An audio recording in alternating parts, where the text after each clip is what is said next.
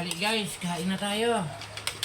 Ito, nakapagluto ng manok na may Tutanghon. pinirito.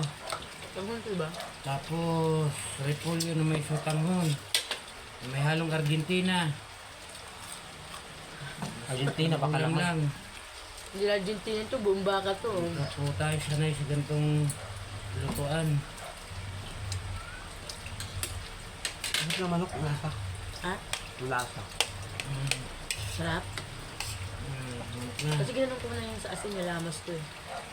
Bako ko binuburan siya ng ano, chicken breading.